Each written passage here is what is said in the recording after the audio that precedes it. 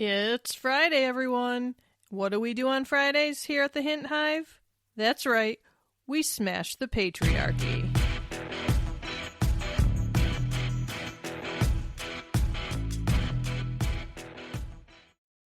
Hey there, Hive members. Welcome back to the Hint Hive, Amplifying Women's Voices. I'm your host, Kelly Hint, your queen bee, psychotherapist, feminist life coach, feminist rage processor, emotional support hype woman, and fellow human trying to survive whatever fresh chaos society decided to manufacture this week.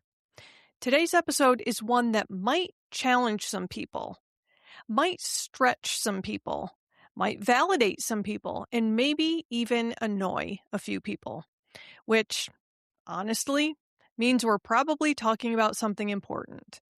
Because today's topic is how the patriarchy affects men. The good, the bad, and the ugly. And whew, this is a layered conversation. Now, before someone hears the word patriarchy and immediately starts hyperventilating into a protein shake while typing "not all men" in all caps, let me clarify something. Talking about systemic gender dynamics is not the same thing as attacking individual men. And talking about how patriarchy harms men does not erase the very real oppression, violence, inequality, and discrimination that women have historically faced and continue to face. We can hold multiple truths at once. That's called emotional maturity. The patriarchy was built to prioritize male dominance, authority, and control, especially benefiting wealthy, heterosexual, cisgender men. But systems are complicated. And while patriarchy gives certain men power and privilege, it also damages men emotionally, psychologically, relationally, socially, and even physically. And if we actually care about healing society instead of just screaming at each other online, we have to be willing to understand the full picture. Because feminism was never supposed to be about revenge. It was supposed to be about liberation. Liberation from rigid gender roles. Liberation from domination. Liberation from emotional suppression. Liberation from inequality. Liberation from shame. For everybody. So in today's episode, we're diving into what patriarchy actually is, the ways it benefits men, the ways it harms men emotionally, why toxic masculinity hurts everyone, how patriarchy impacts relationships and mental health, why so many men struggle with emotional intimacy, the loneliness epidemic among men, why women and men are being pushed into division, how we can empower each other instead of tearing each other apart, and what healing actually looks like moving forward. This is going to be honest. It is going to be nuanced. It is going to be compassionate. And yes, it's still going to be badass, because that's who we are here in the Hint Hive. So grab your coffee, your iced latte, your emotional support Stanley Cup, your therapy journal, or your feminist battle armor, and let's get into it.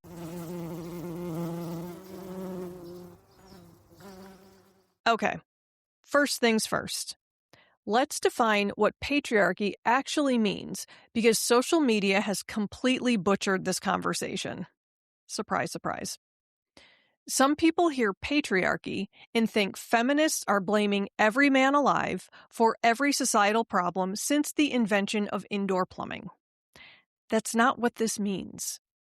Patriarchy is a social system where men as a group historically hold more institutional power, authority, privilege, and control than women. This shows up in politics, religion, business leadership, wealth distribution, media representation, law and policies, family structures, social expectations, workplace culture, and gender norms. Historically, men had greater access to education, property ownership, financial independence, political participation, voting rights, career opportunities, legal authority, and bodily autonomy. Women, meanwhile, were often expected to caretake, serve, obey, sacrifice, stay silent, shrink themselves, and depend financially on men. And while society has absolutely evolved, remnants of patriarchal thinking are still deeply embedded into modern culture. Now, here's where the conversation becomes a little bit more complicated. Patriarchy doesn't simply tell women, you are less powerful. It also tells men, you must earn your humanity through performance. And that is where a lot of men become trapped. Patriarchy rewards certain kinds of masculinity. Usually, masculinity that is stoic, dominant, emotionally restrained, hyper-independent, competitive, aggressive, financially successful, physically strong, sexually assertive, and unshakable. So yes, patriarchy gives men advantages in many ways, but it also creates an impossible psychological standard that many men spend their entire lives trying to live up to. And as a psychotherapist, let me tell you, the emotional suffering underneath that pressure is very real. The loneliness is real. The shame is real. The fear is real. The emotional disconnection is real. And a lot of men were never given the tools to even talk about it. Okay, first up, the good. Let's start with honesty. There are ways patriarchy benefits men. And when I say the good, I mean the good part of patriarchy for men, not the good part of it for us. So, like I said, patriarchy does benefit men. Pretending otherwise does not help anybody. And one thing feminism needs more of is nuance. Because if we ignore the reality of privilege, we lose credibility. Statistically, men still dominate positions of power globally. Men hold the majority of political leadership roles, Fortune 500 CEO roles, executive leadership jobs, government positions, wealth ownership, high-paying industries, and tech leadership roles, while women still experience wage gaps, higher caregiving burdens, gender-based violence, underrepresentation in leadership, workplace discrimination, beauty standards that affect employment and social value, and greater unpaid domestic labor. These are measurable realities. Research also consistently shows that men are more likely to be perceived as authoritative or competent in leadership settings. Meanwhile, women displaying the exact same assertiveness are often labeled aggressive, bossy, emotional, difficult, intimidating. And honestly, women are exhausted from walking that tightrope. Patriarchy also often protects men socially in ways people don't always notice. For example, men are interrupted less in professional and personal environments. This is one that drives me crazy because I do not like being interrupted. Men are also less likely to be scrutinized for aging. Men are often given more social permission to prioritize career over caregiving.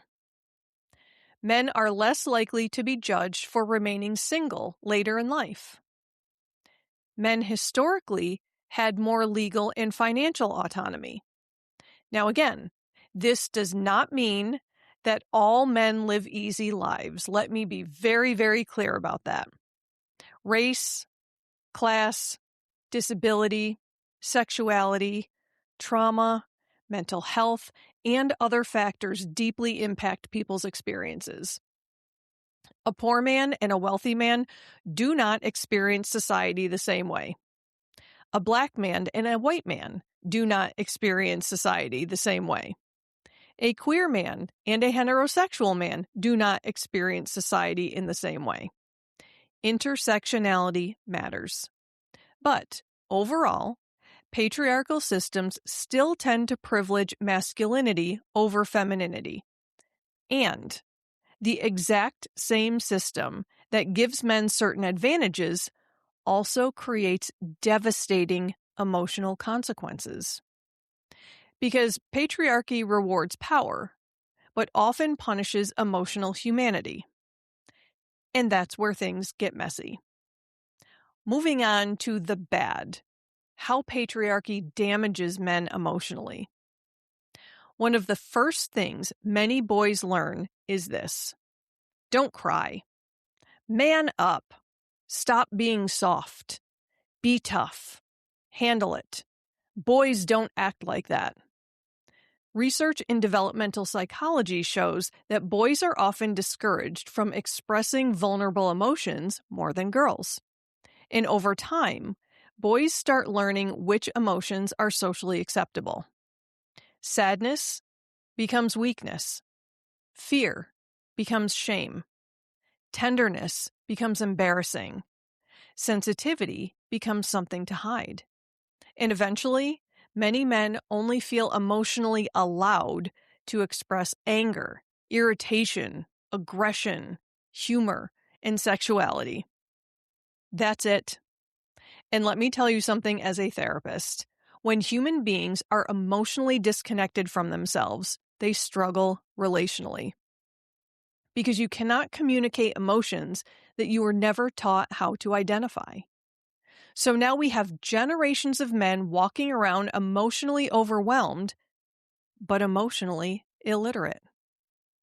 Many men genuinely struggle to identify what they're feeling because they were never socialized to build emotional vocabulary.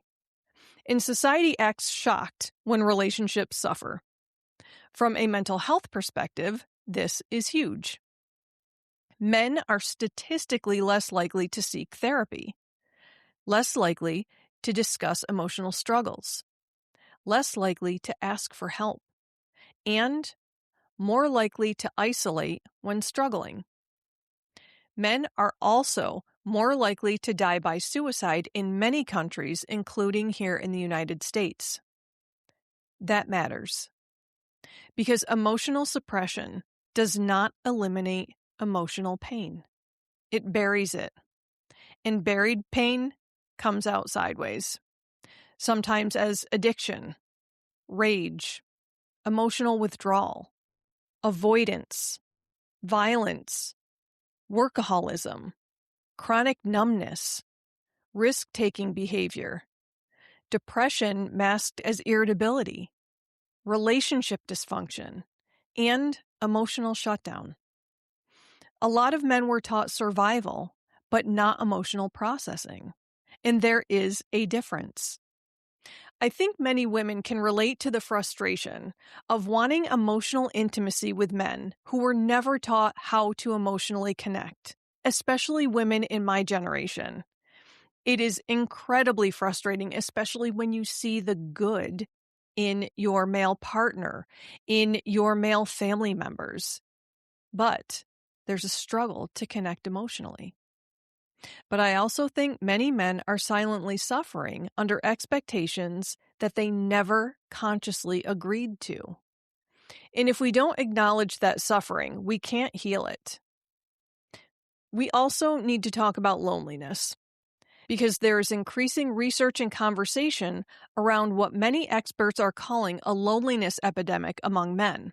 And honestly, I think patriarchy plays a massive role. Women are often socialized towards emotional intimacy. Women tend to build friendships around emotional support, vulnerability, processing feelings, relational connection, and communication. Men, however, are often socialized towards activity-based bonding. So men may have friends they watch sports with, play games with, work with, drink with, joke with, but not necessarily friends that they deeply emotionally confide in. And then adulthood happens. Marriage stress happens. Career disappointment happens. Divorce happens. Loss happens. Aging happens. Mental health struggles happen. And suddenly, many men realize that they do not actually have strong emotional support systems. That is heartbreaking. Human beings, regardless of gender, are wired for connection. We are not meant to emotionally isolate ourselves. But patriarchy often teaches men that needing support makes them weak, which is devastating.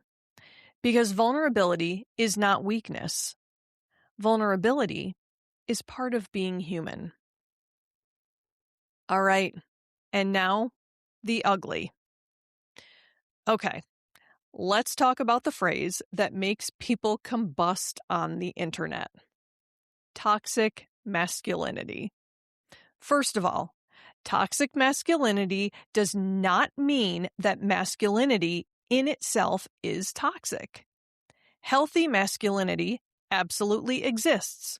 My husband is a very masculine man in mostly healthy ways. He has had to work, again, being among my generation, he's had to unlearn a lot of patriarchal conditioning and learn how to manage anger because anger was the most acceptable expression of emotion for him. But I can tell you, he has done a fabulous job, and I'm very attracted to his level of masculinity. And guess what? There's nothing wrong with that. It doesn't make me a bad feminist because I'm attracted to his masculine qualities.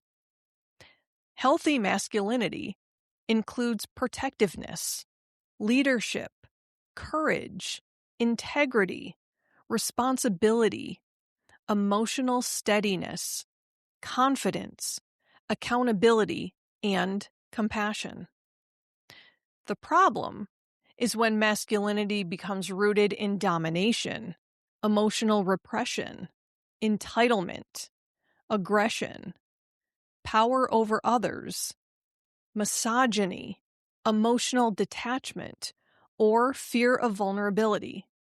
That is toxic masculinity. Examples include believing men should never cry, mocking emotional vulnerability, equating empathy with weakness, feeling entitled to women's bodies or attention, using aggression to establish dominance, shaming men who appear feminine, treating emotional intimacy as weakness, equating self-worth entirely with money or status. And honestly, a lot of men are exhausted. There's just a theme here, isn't there? Patriarchy is exhausting both men and women. Because patriarchy constantly tells men that they must prove their worth.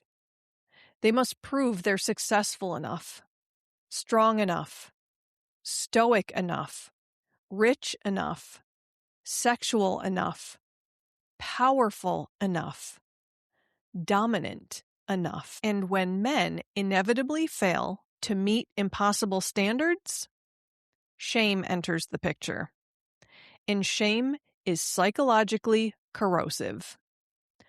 Unprocessed shame often turns into anger, defensiveness, withdrawal, emotional shutdown, control issues, fragile ego responses, and aggression. This is also why some men react defensively to feminism. Because patriarchy taught them that their worth is tied to power. So equality feels threatening instead of liberating. But equality is not oppression. Women having more rights does not mean men have fewer rights. Women taking up space does not erase men. An emotionally healthy masculinity does not disappear when women become empowered. Actually, healthy masculinity becomes stronger. Now let's talk relationships because, patriarchy absolutely shows up there. A lot of heterosexual relationships are still shaped by outdated gender expectations. Women are often expected to manage emotional labor, remember birthdays, coordinate schedules, maintain social connections, caretake emotionally, anticipate needs, and nurture everybody else. Meanwhile, men are often socialized to define contribution primarily through financial provision, problem solving, and physical labor. And while financial contribution matters, emotional labor matters too. A lot. Many women feel emotionally exhausted because they are carrying invisible emotional responsibilities inside relationships. And many men feel confused because they were never taught emotional partnership skills.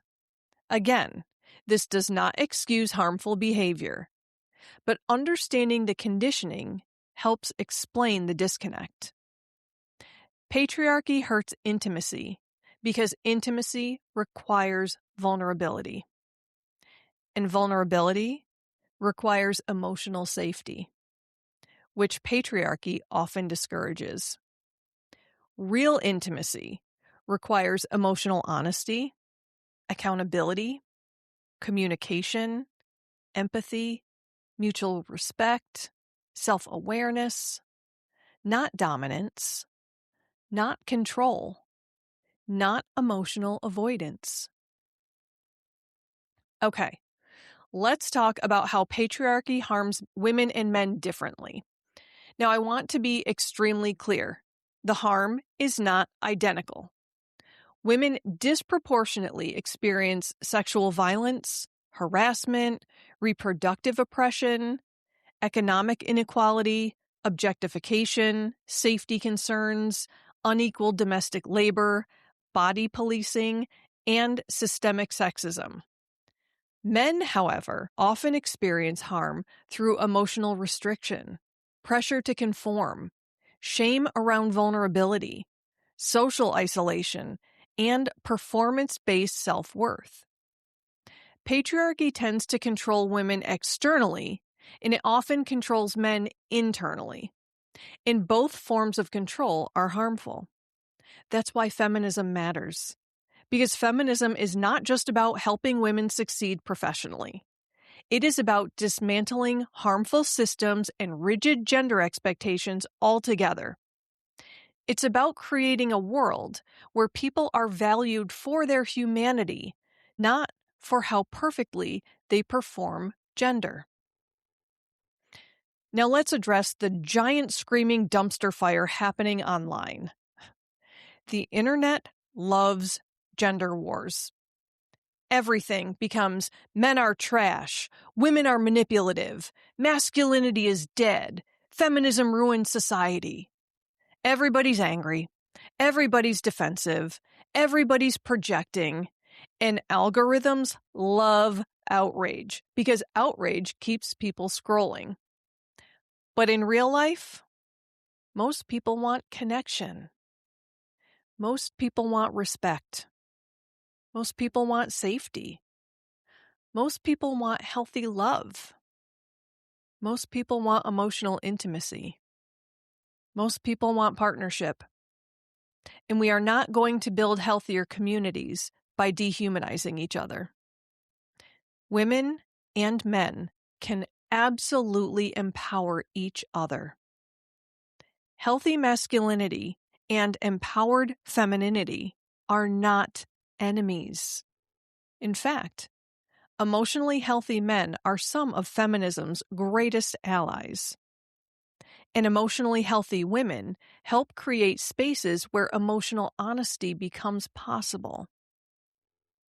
Mutual empowerment looks like men supporting women's leadership, women encouraging emotional vulnerability in men, Fathers teaching sons emotional intelligence. Mothers teaching daughters self-worth. Partners communicating openly. Rejecting harmful stereotypes. Holding people accountable without dehumanizing them. Building relationships rooted in partnership instead of domination. Because patriarchy teaches power struggles, healing teaches collaboration. And honestly, we need more collaboration. And let's talk about how we raise better humans. If we want future generations to be healthier, we have to stop trapping children inside rigid gender boxes. Little boys deserve emotional expression, affection, gentleness, creativity, vulnerability, emotional safety, permission to cry, and permission to ask for help. Little girls deserve confidence, leadership opportunities, bodily autonomy, ambition, assertiveness, freedom from objectification, permission to take up space, and permission to prioritize themselves.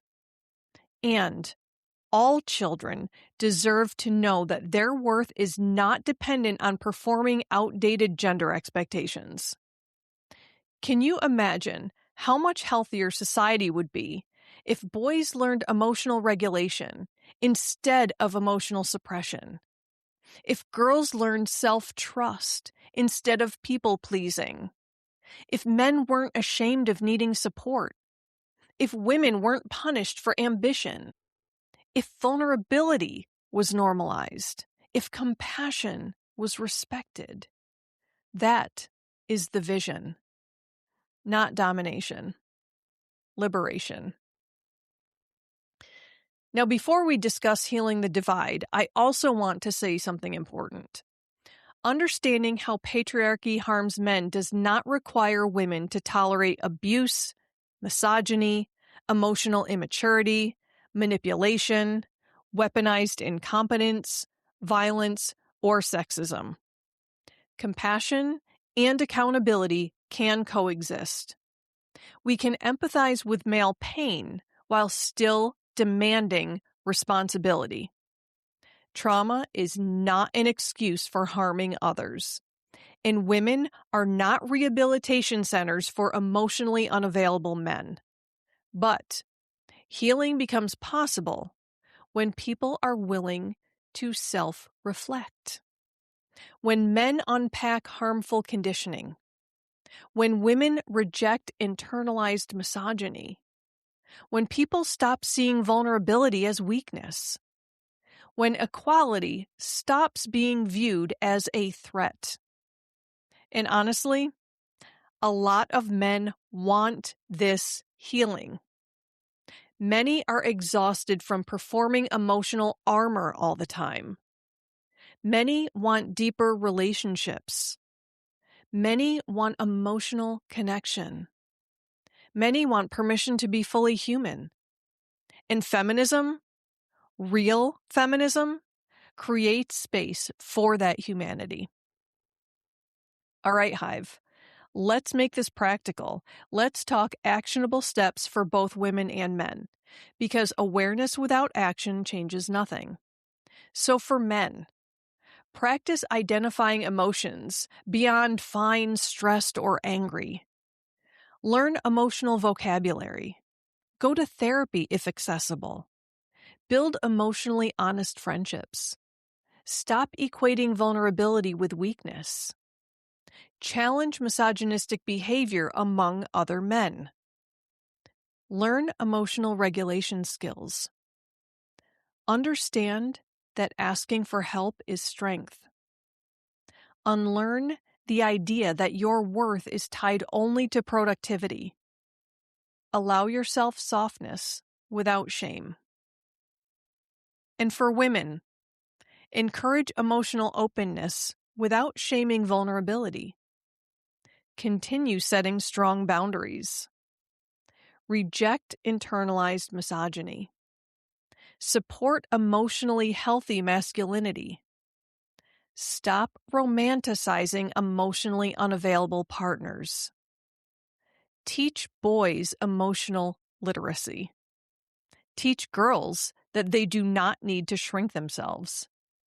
Stop rewarding toxic behavior with attention.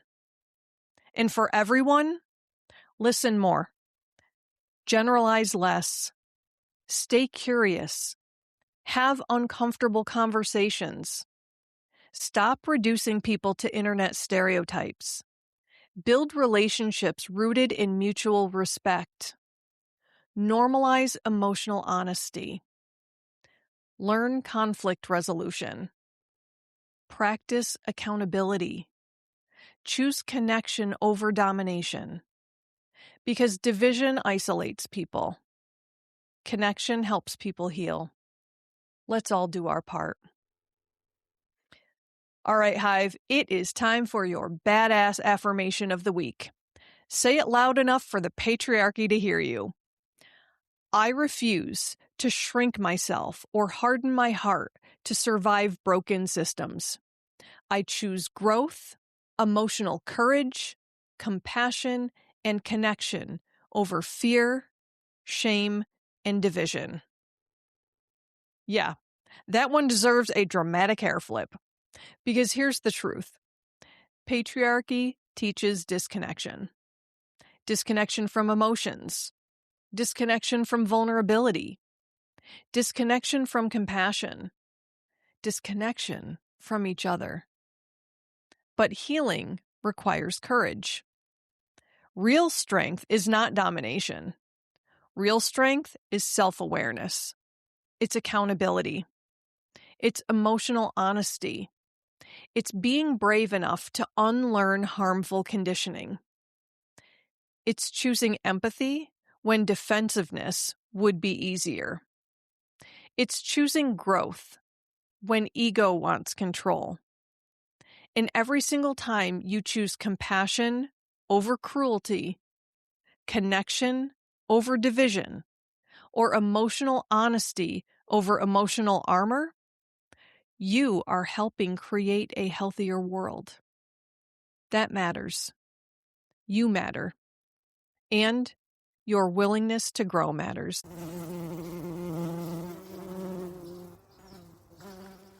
Before we wrap up, I want to leave you with this. Feminism is not about replacing one hierarchy with another. It's not about women becoming oppressors. It's not about punishing men for simply existing. It's about freedom. Freedom for women to take up space. Freedom for men to feel. Freedom for people to exist outside rigid gender expectations. Freedom to build relationships based on equality instead of control. Freedom to be emotionally whole human beings. And honestly, the more emotionally healthy people we have in this world, the healthier this world becomes for everybody. Healing gender division does not mean ignoring injustice. It means confronting harmful systems without losing our humanity in the process. It means refusing to become cruel in response to cruelty. It means recognizing that emotional healing is revolutionary. And that work starts with all of us. Every difficult conversation, every difficult moment, every boundary, every act of accountability, every moment of empathy. That is how change happens. Slowly, collectively, humanly. All right, my friends, if this episode resonated with you, share it with someone who needs to hear it. A friend, a partner, a brother, a father, a coworker, or honestly anybody trapped in the exhausting online gender war spiral. And if you love today's episode, make sure you subscribe to the Hint Hive Amplifying Women's Voices on your favorite podcast platform. Leave a review because it genuinely helps more people discover the Hive and join these conversations. And come hang out with us in our online community over on Facebook, where we can keep talking about mental health, feminism, emotional healing, boundaries, relationships, empowerment, trauma recovery, emotional intelligence, and all the messy, complicated, beautiful parts of being human. And of course, if you're having a hard time navigating through life's challenges, let's work together to get you living your best life. Reach out. My contact info is all over the place in the show notes. And until next time, remember, you do not need to become harder to become stronger. You do not need to dominate to deserve respect. You do not need to suppress your humanity in order to be worthy. And healing yourself in a broken system is one of the most radical things that you can do. So do it.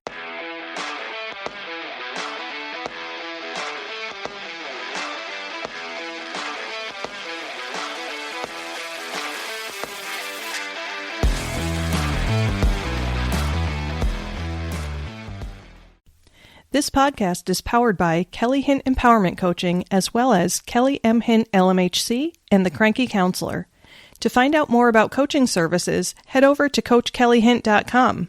If you'd like to know more about the psychotherapy services I offer to individuals within the state of New York, you can check out KellyMHint.com. And if you'd like to learn more about aromatherapy, you can check out TheCrankyCounselor.com.